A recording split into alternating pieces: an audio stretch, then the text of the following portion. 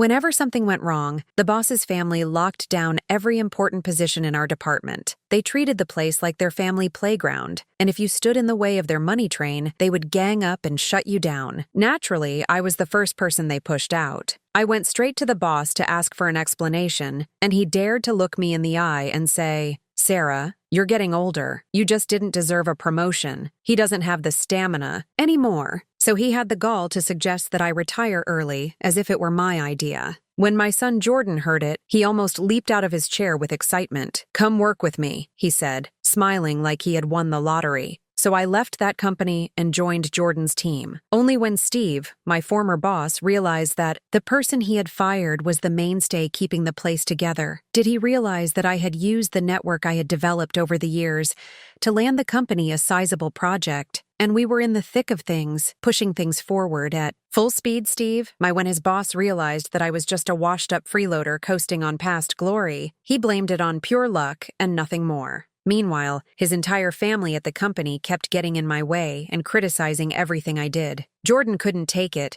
and tried several times to convince me to quit, saying, "Mom, that place doesn't deserve you. You've given them enough." However, I calculated the pension, severance, and healthcare coverage and was looking at tens of thousands of dollars. I gritted my teeth and told myself that I would wait just 6 more months, but it turned out that I didn't even get that long. Let's face it, his mistress was the daughter of a distant cousin who was maybe 27 or 28 years old. To secure my job, she took it upon herself to go through my compensation package. Then, with sweet smiles, she gently suggested to Steve that keeping me on was a financial mistake. From that point on, Steve became ruthless and eventually became my new normal. Weens. My paycheck suddenly stopped processing, and I knew exactly what he was doing, trying to push me out without firing me. But I had my eye on the line, so I kept my head down and endured this man who had worked next to me. For 30 years, someone I had once considered a friend was now a stranger after he became involved with that secretary. It was as if she had replaced him, whispering in his ear every other day. Steve even began calling me out in front of everyone during meetings, exaggerating small mistakes. His relatives, who had always resented how much I made, banded together to make my life miserable by playing games of blame and sabotaging my work. A simple project ended up failing, and the company suffered a loss of almost. Steve exploded when he dragged me into his office and yelled at me, "What the hell is going on with you, Sarah? Are you so old now that you can't even manage a basic project?" I tried to explain to Steve that this wasn't on me, but the team seemed to be refusing to follow. I didn't even finish the sentence before he grabbed a folder from his desk and threw it at my face. I didn't expect him to lash out, so I didn't move. The sharp corner of the folder caught me square in the forehead, tearing the skin. I reached up and touched it, but my fingers returned drenched in red. It wasn't the pain that shocked me, but rather the realization that Steve had touched me after 30 years of working side by side. His expression changed for a brief moment, possibly out of guilt, but it quickly disappeared. He gave me a chilly look and left to get that taken care of at the clinic by 8 a.m. I would like a recovery plan on my desk well, you know what that means. So that's how he cuts me loose. I fought off the vertigo, walked to the closest, urgent care, had the cut cleaned up and bandaged, and then walked unsteadily but upright home. I'm 59 this year, just 7 years away from retirement. From the day I started working for Steve's company at age 29 until now, it has been 30 years, and during that time, it has been more than just my job. It has been the majority of my life. Steve handled the business, and I oversaw operations. We began in a small office and gradually expanded department by department, side by side. Everything changed 2 years ago, right after he got involved with that secretary. I remember her, the niece of one of Steve's distant cousins, always dressed like she was hosting an awards show, and her eyes looked at you like you were on display. She was 36 years older than Steve, but that didn't stop him from being attracted to her. Instead, it made him go crazy. The girl wasn't just a pretty face. She had a plan, and she soon surrounded Steve with her entire extended family, leaving the place in a mess, with leadership falling. It was heartbreaking to watch those former teammates walk away. I wanted to stop them, but there was nothing I could do. Fortunately, My son Jordan had built up his engineering firm over the past few years by sheer grit and no connections, so I sent my old crew his way to help them get back on their feet. Now that everyone had left, I was the last one, left holding the bag in. Efficiency destroyed the old team, and those who built this place with me began leaving one by one because they couldn't handle the dysfunction. This sinking ship made me wonder if it was time for me to leave as well. That night, I stood on my porch with my hand on the doorknob and said, I called Steve. He answered the phone quickly, and I could hear a mix of male shouting and high-pitched laughter, along with the pounding thump of electronic music. I tried to be steady in my voice. Steve, can you step somewhere quieter? We need to talk. There was a pause, and then he dropped his voice, saying, I'm in the restroom. What is it you want money for? Your medical bill? Fine. I took a deep breath and chuckled bitterly. Steve, we've worked together for 30 years. Don't tell me that none of that meant anything to you. Did you forget who mortgaged their house when the company had a funding crisis? Who supported you when even your own family told you to let it fail? His voice became cold. Sarah, I remember, and I paid you back every cent, didn't I? I didn't short you a dime. If you're trying to guilt-trip me with old history, forget it. This is a business that doesn't run on performance, not emotions. A simple project should have been finished by now, and as I struggled to keep my composure, I heard a sweet, flirtatious voice in the background. Why are you still on the phone? With that old woman? I've been working on all of your projects for 2 years, and I worked through Thanksgiving. You didn't even flinch. And his voice grew colder. It doesn't matter that the project failed and cost us over $40,000, which is deducted from your paycheck. If that's not enough, you'll take care of the rest yourself. I'm waiting for you.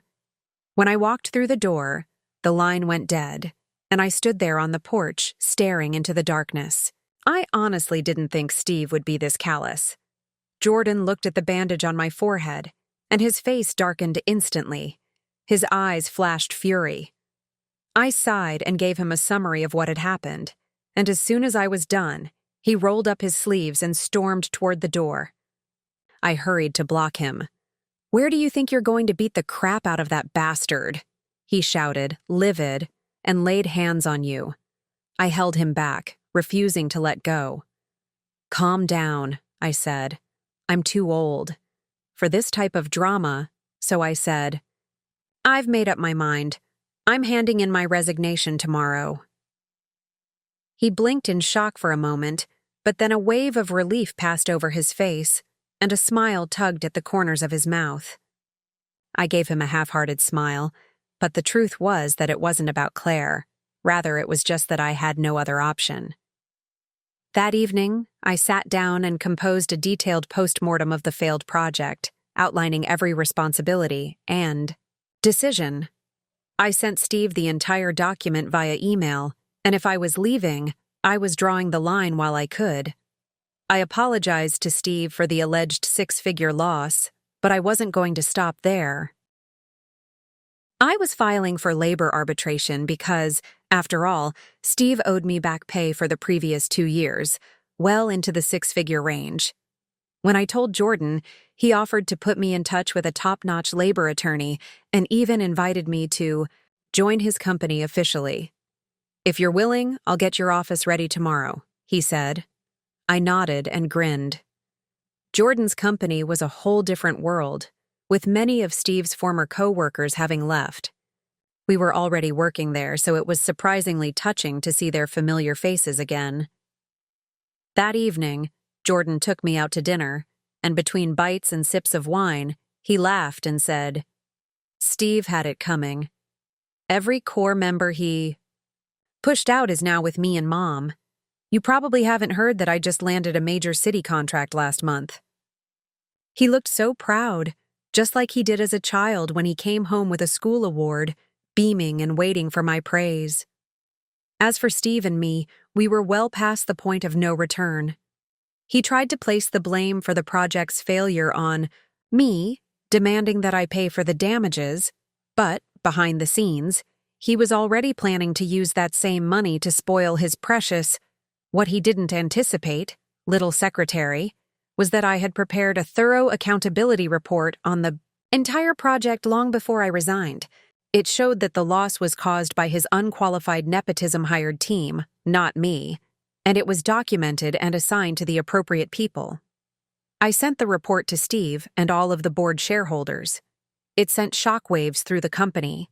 And when combined with my lawyer's arbitration filing, it finally knocked Steve out cold. He had no choice but to pay me. He owed me every cent of his wages, but I wasn't done yet. I also filed a medical compensation claim.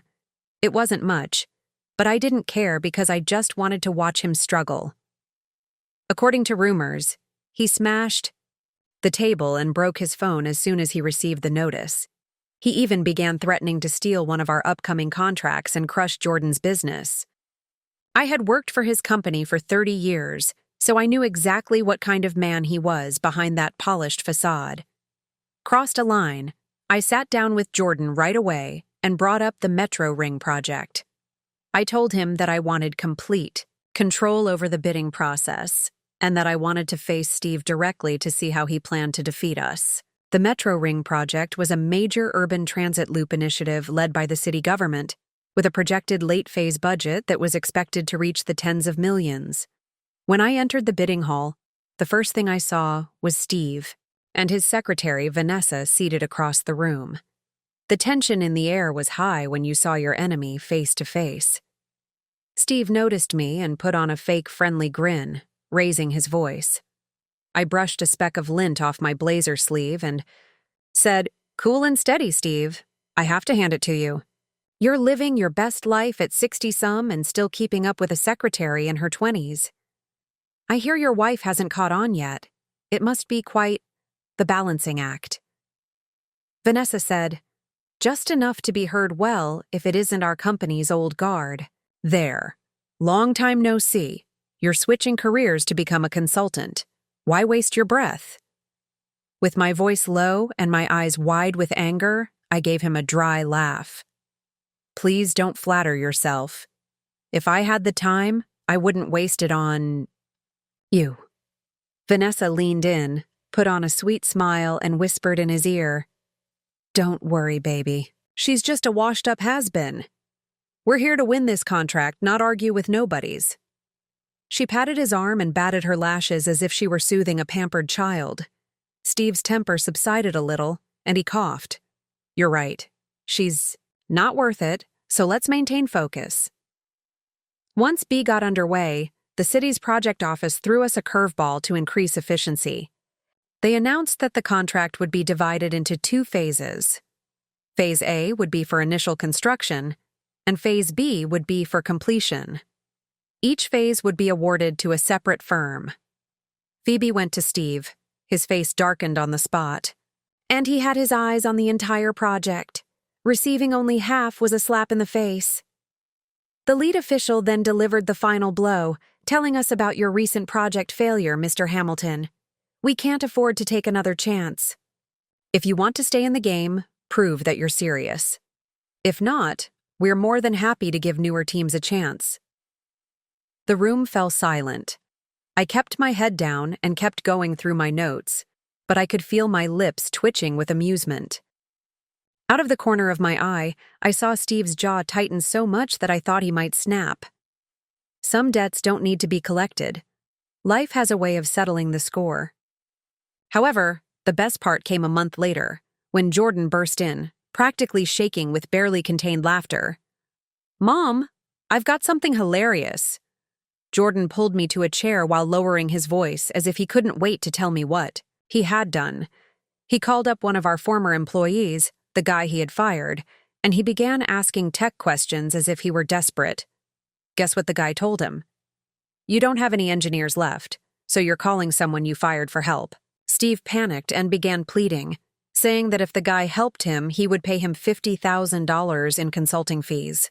The man immediately agreed, took the money, and then blocked him from everything. I laughed softly. Swirling my coffee serves him right, that the entire old crew was treated like dogs by Steve for years before being thrown out like trash. Jordan was amused, but a look of worry came over his face. Still, 50,000. What if Steve accuses our guy of extortion? If he makes the project a mess, we could take the hit. I waved it off calmly as usual. Don't worry. I know those people. None of them are weaklings or foolish. Sure enough, Steve threw a fit behind closed doors, but he swallowed his pride and ultimately owed that former employee a portion of his severance. If this ever made it to, I thought, maybe this was my window. So I invited some old coworkers over for coffee and made a list of all the employees Steve had stiffed wages, benefits, and everything else he owed. I paid the initial legal fees, and everyone else helped cover the remaining amount. We filed the lawsuit, and as soon as I brought it up, everyone's hands were raised in the air. Everyone knew the kind of man Steve was years ago, and some people still held back out of loyalty or fear. He was a walking scandal. I couldn't wait to bring down Steve's world while our firm was moving full steam ahead on the new project. He was avoiding court dates and frantically looking for outside help to fill the gaps left by his so-called team, the relatives he'd brought in through family ties. They were fine sipping lattes and taking selfies in the office, but when I asked them to draft a proposal or conduct a technical audit, it was like asking a chicken to pole dance. To be honest, though, I couldn't stop thinking about how he'd almost lost it when I questioned him about still dating. A 20-something secretary's expression at the bid meeting had stuck with me, and that gave me the idea. I contacted Melody Hamilton, Steve's one and only legal wife.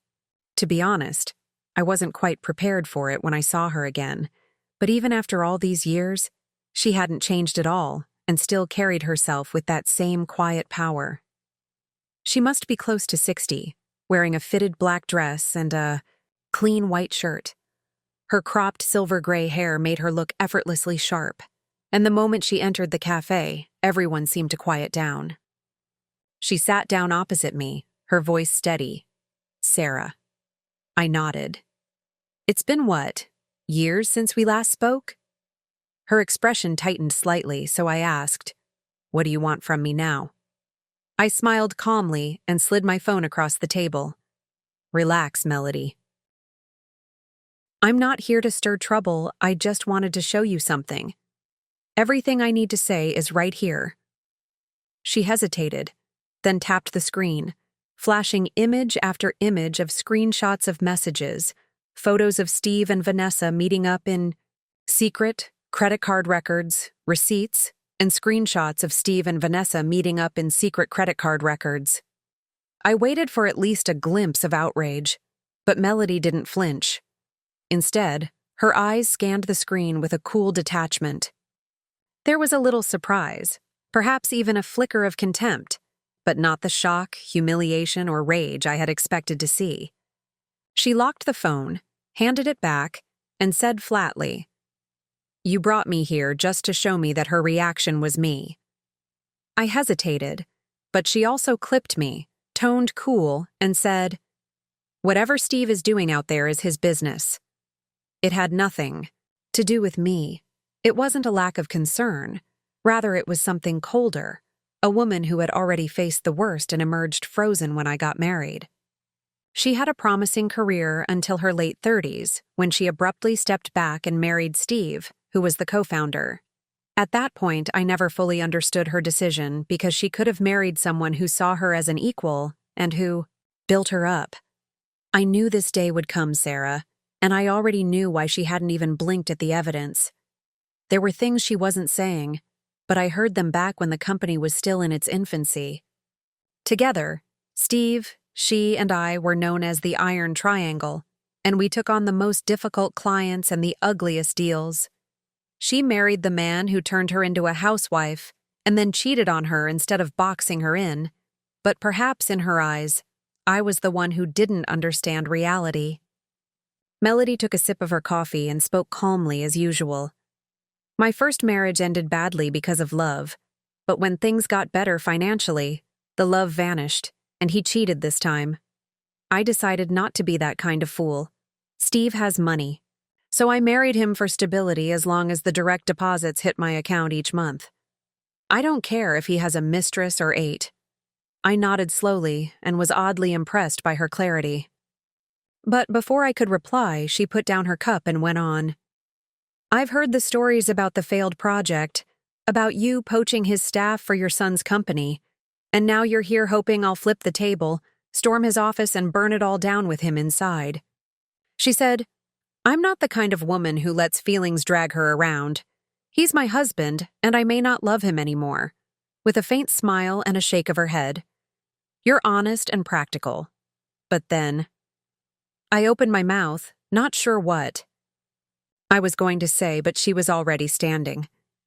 She took a silk handkerchief from her bag and wiped her hands, saying, Looks like you came to the wrong woman, Sarah. Without saying anything else, she picked up her glass and slowly tilted it forward, spilling half a cup of ice water directly onto the table in front of me, splashing up and soaking the sleeve of my blouse. I sat there in silence, watching her go, and realized that sometimes it's not about right or wrong, but rather about direction. Melody and I were never going down the same path she did. Security over emotion, she bet on a life that wouldn't change all that much, and perhaps I should respect that even if I'd never make that decision myself. Even though Melody declined my offer to work with her, I wasn't going to back down, so after meeting Melody, I threw myself into the project. If I wanted to compete with Steve, the simplest way to do so would be to complete our company's portion of the contract perfectly and ahead of schedule, demonstrating to the entire industry who the true experts were. Steve's company or his reputation had already been damaged by the previous failed project, so if this one failed too, there wouldn't be much left of Hamilton Construction. Jordan and I worked around the clock, revising blueprints, rebuilding models, and polishing every detail before submitting the finished product to the city's review board. They hardly asked for any changes, just a stamp of approval and the go-ahead to begin construction. Our firm had been awarded Phase A, the first leg of the Metro Ring project, and we met all of the milestones on schedule, exceeded expectations, and earned. When the check cleared, he outsourced what he could, which only caused more headaches. Then Melody lost patience, and word spread that she stormed into his office without warning, a full boulder of receipts in his face, and said, Every dollar you spent on that girl, I spent. Steve's 3 months in the city had already sent several warnings, but his side had not delivered anything significant. Half of his technical team had left, and he couldn't afford to hire replacements, so he tried crawling back to the old crew, but they bled him for consulting fees and vanished. Want it back, or I'll tell your entire family exactly what you've been doing. Steve was in a tight spot, and Vanessa wasn't just a side project. She was the daughter of a distant cousin, who wasn't his immediate family, but she was close enough that if this scandal blew up, it wouldn't just ruin Steve's reputation. It could drag that entire branch of the family through the mud. That cousin, who was known for her venom, would make Steve pay, if not in cash, then in blood. As a result, he was juggling a failing project, a failing relationship, legal battles, public image fallout, and financial collapse all in less than 90 days. The project was still the biggest threat. If he couldn't complete Phase B, it wasn't just a breach of contract fine. His company's reputation would be destroyed. In this town, reputation is everything, so no one hires a sinking ship. And when a giant falls, the vacuum left behind turns into a feeding frenzy. For once, I didn't feel the need to twist the knife. Instead, I recalled what Melody had told me. Sometimes when one person burns, the entire forest catches fire. If Steve went down, sure, we'd look like the victor. But long-term, taking out a familiar Jordan's response was instantaneous. You're saying we help Steve's mom, he said. Have you forgotten what he did to you? The unpaid overtime, the missing paychecks, the way he scapegoated you, the way he hit you? You want to help that man. This is our shot. If he fails this project, we can step in and take over. We could control the entire Metro Ring. His voice became louder and faster, as if he was seeing the victory banner already unfolded. You're still too young for this. I said quietly. The industry is too big for one person to handle, and the reason you've made it this far is because of the team supporting you, your uncles, mentors, and let's not forget that most of them were once Steve's people. We won't be top dog forever, and eventually someone else will take our place. One wave after another, you crush Steve, and next, Steve will rise, possibly younger, faster, and stronger. Can you afford to wager on what kind of opponent that will be? Jordan went silent, his brows furrowed, but I persisted, knowing that he would be a weak, familiar rival who would struggle to stay afloat while I smiled. You got it. That's called using your enemy. Remember, winning a single battle is easy, but to stay on top, that takes strategy. Jordan stood, walked over to the window, and stared out for a few seconds. When he turned back around, his voice had lost its ring. Silently grow stronger. We take our time, expanding slowly and strategically, until one day we've absorbed the whole market without anyone noticing. Blowing it all up now will only cause chaos, and in chaos, anyone can rise. He finally looked up, eyes steadier.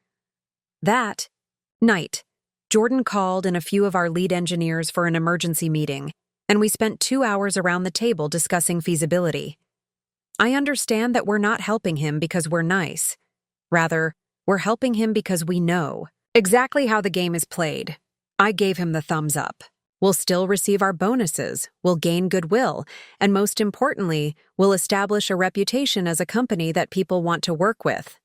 Tell me, who wouldn't want to partner with a team like that? The following morning, I called Steve myself. When he picked up, he let out a long, defeated sigh. Sarah, here to rub it in? Don't worry, I'm already prepping to shut down the whole place. I gave a quiet laugh. Not too fast. I've got a proposal, something I think you'll want to hear. There was silence on the line, and then came the sound of disbelief cracking into hope. You're serious? You're willing to help me? When the city finally found out that our firm had partnered with Steve's to complete the full Metro Ring project, they were surprised and approved. They had expected a corporate bloodbath and a winner-take-all outcome, but instead they heard him nodding frantically, through the receiver, and the corners of my mouth lifted. This wasn't just about saving him, it was about taking the wheel. Once the new terms were locked in, we shifted gears and moved into the final sprint. On paper, we were just helping with Phase B, but in reality, we were quietly taking the lead. As far as they were concerned, Jordan's flawless delivery and seamless cooperation made him a leader worth betting on because, to the city, it didn't matter who got the contract. What mattered were results that were on time, high quality, and drama-free. When the project was finished, Steve managed to get through what might have been its last chapter, but his turmoil was far from over when Melody unexpectedly showed up at his office and slammed a binder onto his desk. The ledger was brutal and detailed, tracking down every dollar he had spent on Vanessa and printing all of his unnecessary expenses. Steve was trembling with rage, but he had no choice but to give her half of the company's shares or pay up all the money he'd wasted on his mistress, relatives, friends, and everyone else in Clean House. He knew that if Melody went public, the company's already damaged reputation would completely collapse, so he quietly gave in and signed over 50% of the company to her.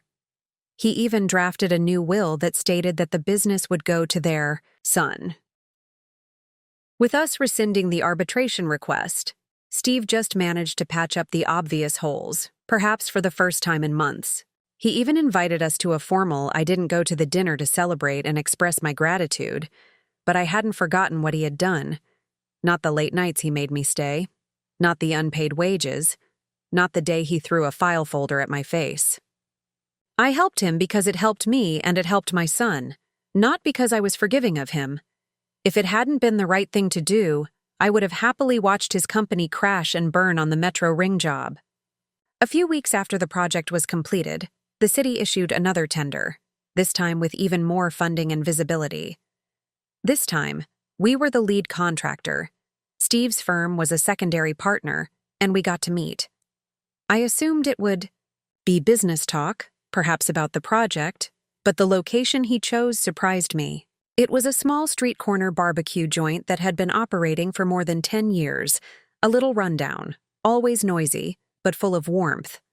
Everything had changed, and Jordan's company became the new industry benchmark, Paul Steve. He was still out there trying to stay relevant by holding on to old favors. That night, he called out of the blue and asked if I'd meet him for dinner, saying he just wanted to catch up like old friends.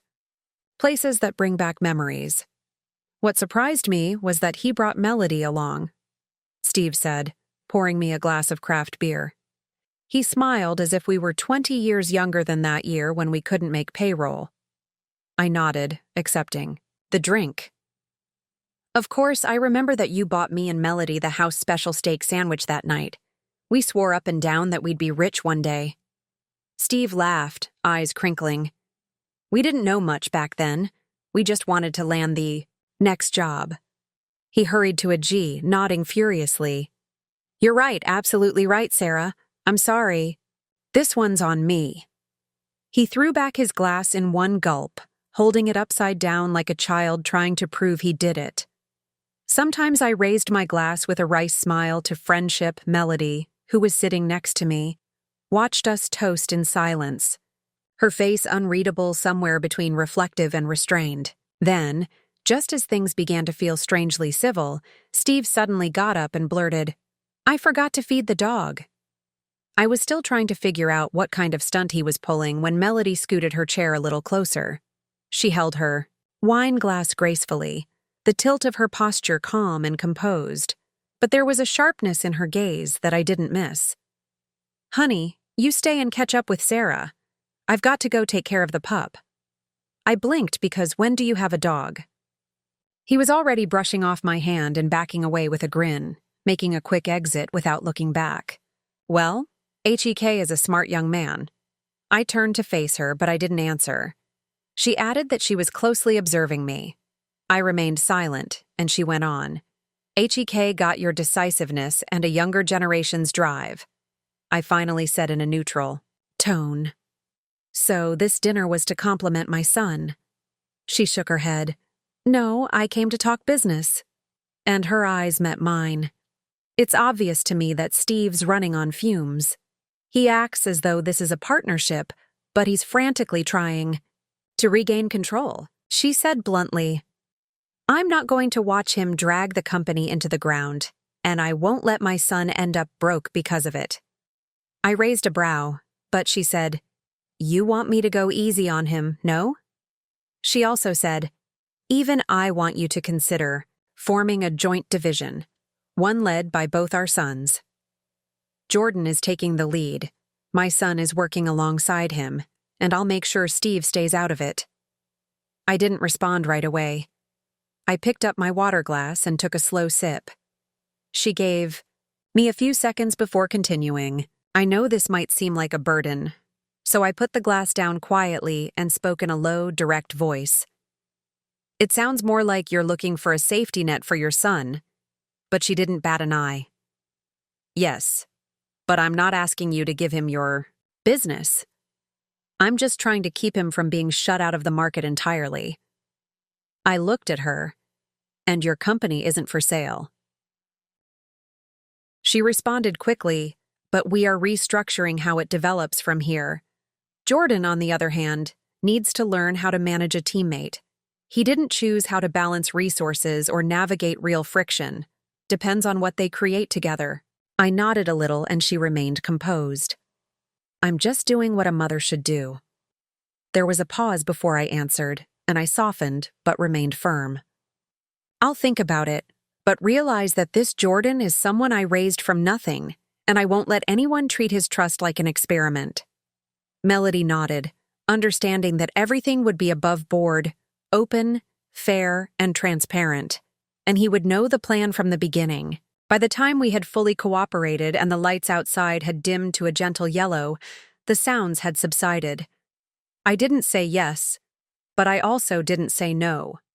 That night, as I was walking home, my thoughts kept returning to Melody's words and I couldn't stop wondering if this was a strategy or a survival tactic.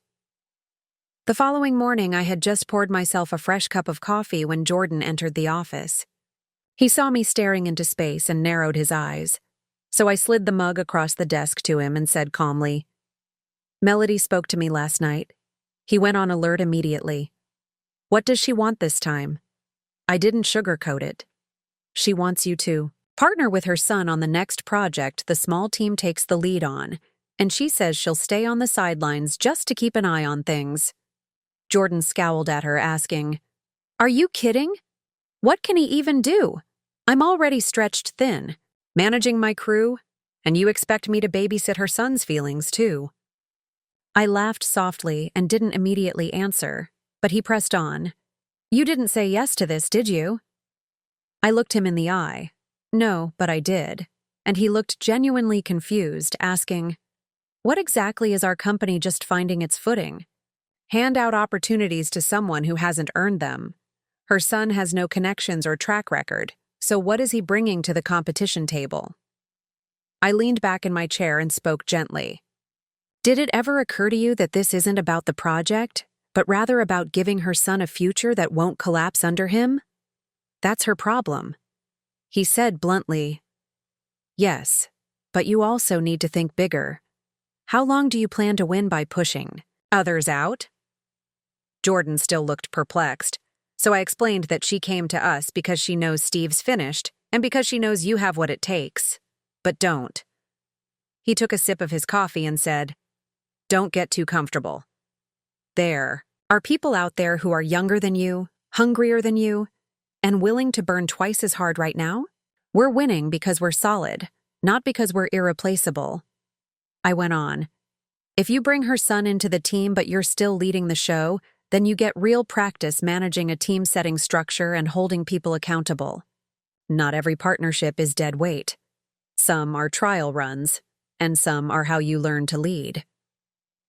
He put down his mug and then asked, "So you want me to take him on as a test to see if I can manage a group instead of just driving a project by myself?" I nodded. That's when leadership truly begins. It's not about doing the job, it's about developing the people who can. He went silent once more, then sighed. "Okay, we'll give it a shot, but I'm telling you now, if he slacks off, I'm not babysitting him." I smiled, which is exactly the mindset you need. That evening, Jordan called a brief meeting with the tech leads, and he laid out the plan for the joint team. He was clear and straightforward, with no nonsense. His rule was straightforward. We lead, they support. Anyone who shows up ready to work will get a real shot at staying. One job, but for a culture, I knew he was beginning to develop into something more. He wasn't just managing a project anymore. He was learning how to leave a legacy. The office was bustling in the first few days after the joint project team launched. Jordan had planned out every detail, including who was responsible for what, when deadlines were approaching, who was assigned to the site, and who handled communications. Steve's company sent over their team on time, and 3 individuals appeared to be courteous and professional, but the one who stood out the most was his son, Kevin. He arrived that morning in a gaudy suit, dragging a giant R in a suitcase behind him before he even greeted anyone. At the first team meeting, Jordan ran things tight, didn't waste words, but his pace was quick and his instructions were sharp. When he got to Kevin's part, he looked him square in the eye and said, "You'll start by coordinating with the materials, team, and the site crew to learn the process. I want a complete inventory list from you by the end of the month." Kevin didn't hide his annoyance, thinking I was here for more than just grunt work. Jordan didn't even look up. He just continued. With the meeting, when he turned in his first materials list that afternoon, it wasn't even half a page long. Jordan flipped through it and handed it back without raising his voice, saying, "Take it back and redo it. This job isn't as easy as it looks." Kevin took the paper and stormed off, his jaw tight and his face dark. I happened to be upstairs near the window and saw the entire thing. He was stirring his coffee and complaining just loud enough, so I'm the office errand boy. Now, one of his teammates gently reminded him to keep his voice down, saying, "Keep your voice down." Lips pressed in a tight line while Jordan remained motionless, going through files as if nothing had happened. After just 1 week, Kevin was already losing it. He had a list of grievances, had to learn everything, and no one gave a damn about his opinions in meetings, work assignments, site visits, reports, rewrites, logistics runs, and everything else. It felt like one long setup that Friday. Right. Before the end of the day, he called Melody and asked her to meet with him. They sat at a cafe for nearly 2 hours, Mom. Kevin said, trying to keep his voice low. But he treats me like an intern. Sends me out for field checks, piles me with tedious tasks, and then calls me out in front of the entire team. Melody said nothing, but Kevin continued. Didn't you say that this would be an opportunity for me to grow and show what I can do? He leaned in and said, Rising Mom, aren't you going to step in and say something? Melody said, You're my son, and I'll always be in your corner. But right now you're working at someone else's company, and if you don't follow their rules, you won't last. Kevin froze, clearly not expecting her to. His face fell when she said, What are you saying? I'm saying evenly. Her tone wasn't harsh, but it was honest and firm. Kevin stared at her for a moment before getting up and leaving his coffee on the table. That night, Melody couldn't quite get over her concern because she knew that her son's temperament was impatient and arrogant, and if he ended up challenging Jordan directly, it could mean the end of their partnership before it even started. The following morning, she appeared in person at the office and stated that she was only there to check on the progress of the project team. She stood quietly in the doorway of the joint project office inside Jordan's office, briefing the team. Kevin was off in the corner, arms crossed, silent and stiff. Melody took a step forward, obviously about to say something, but I stopped her. I said, If you want to say anything, let's do it privately. Once we were in my office and she had barely gotten comfortable in her chair, I got right to the point. You're here to speak up for your son, aren't you? She froze for a moment, caught off guard. My son is in charge of this project, so if you avoid him and come to me, 2 things happen. First, you disrespect his authority, and second, you damage your own son's credibility. If you want Kevin to have a real future, let him crash into a few walls and fall. Otherwise, one day he gets handed a title he's not ready for and the entire structure collapses under him. Melody looked down and said nothing, but a few seconds later, she did not respond. She looked up, and for the first time, I saw a flicker of agreement in her eyes. I won't step in again. She said quietly, Let the project go forward as planned. If he makes it through, he's earned it. If not, then it's a lesson he needed. I softened my tone and said, Hugh's been in a bad mood lately. I just worry about him. I understand you're his mother, so it's natural to care. But this isn't a favor. I knew deep down that this wasn't over because Kevin wasn't the kind to fade into the background quietly. If he felt confined, he would set up his stage. People like that are most dangerous when they try to prove something, because that's when they tend to make the worst decisions.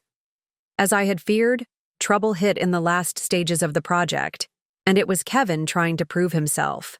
He went off script and changed the supplier contract at a crucial stage without approval, which led to delays, material mismatches, and a near disaster that nearly brought the entire build to a halt. Jordan discovered this and didn't waste any time in grabbing his team and pulling.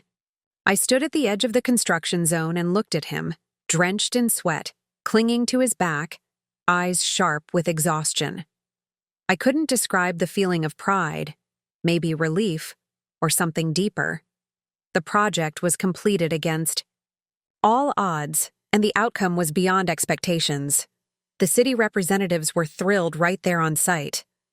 3 all-nighters working non-stop to reverse the damage. He didn't complain, didn't sleep, and kept pushing forward, directing every inch of the site himself until it was back on track. Jordan signed the next contract with a bigger, bolder, more complex Kevin, who was quietly kicked off the team. Melody didn't argue. Instead, she brought him into my office and said, "My son isn't built for this path." She looked me in the eye and said, "Your son won," in a voice that was barely above a whisper. I shook my head. This wasn't about winning or losing. He was just ready. Melody nodded slowly. "I'll find him another direction. He won't get in your way again." And she left without saying anything. He sat with me in the office for a long time, without saying anything, and then he asked, "Mom, you're not going to help me anymore?" I smiled. "Sweetheart, you've grown faster than I ever imagined, and I could stay another few years, sure, but there's no need," he said. I also felt something shift inside me as I watched her leave, and I realized that some battles don't need to be fought to know who's standing at the end. That was the moment I decided to retire. That evening, he invited me to the celebration party the younger team was hosting for the first time. I stood near the back of the room and watched him take the stage. He introduced the team, thanked the clients, and cracked a few jokes. He was confident and knew exactly what he was doing. Someone next to me leaned in and said, "Your son's impressive." I smiled. "Yes, he is." When the event was over, Jordan walked over and gently clinked his glass against mine. "Mom." I nodded. "You feel at peace now?"